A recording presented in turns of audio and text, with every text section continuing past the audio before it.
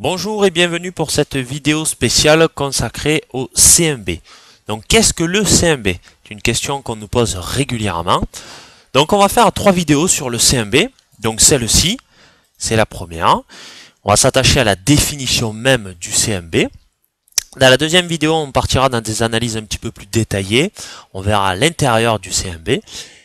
Et dans la troisième vidéo, on s'intéressera à des questions fréquentes concernant le CMB. Donc sur la dénomination même, CMB, C, ça signifie la carte conducteur, c'est ce à quoi ça fait référence, et 1B, ça fait référence à l'annexe 1B de la réglementation sociale européenne. Donc il faut savoir que cette annexe 1B, il définit le chronotachygraphe numérique et son utilisation. Donc c'est assez complexe le CMB. Alors je l'ai au format PDF, je vais vous montrer ce que c'est. Donc on a ici l'annexe 1B, donc ça définit des choses telles que par exemple les cartes associées au tachygraphe numérique, voilà, la dénomination, ce qu'on doit y retrouver dessus, en recto, en verso.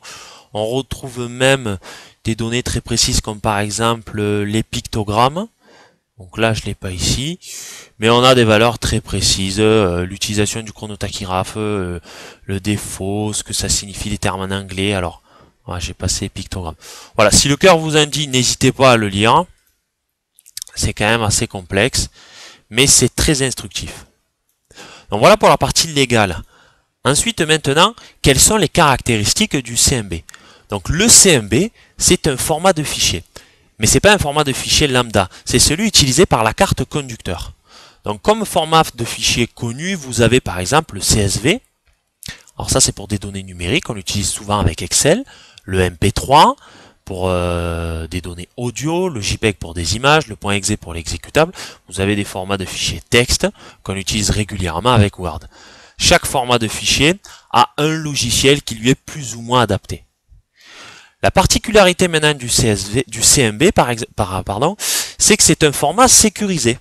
Les données sont infalsifiables.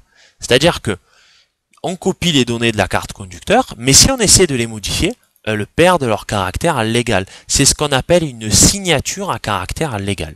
Des données modifiées n'ont aucune valeur pour les autorités compétentes. Par exemple, un contrôleur qui effectue un contrôle dans une entreprise, si on a modifié les données, il le verra de suite, à la première lecture. Et il ne tiendra pas compte de ces données puisqu'elles ne valent rien pour lui. Donc ce qu'il faut savoir aussi concernant le CMB, c'est que chaque archive conducteur au format CMB est unique. Il ne peut exister deux archives identiques. Ça, c'est très intéressant pour les classer, mais aussi pour les analyser. Donc voilà pour la première vidéo qui s'attachait à définir ce qu'est le CMB. Dans la vidéo suivante, nous verrons comment lire le CMB. Merci pour votre écoute, en espérant que j'ai été clair. Bonne journée, au revoir.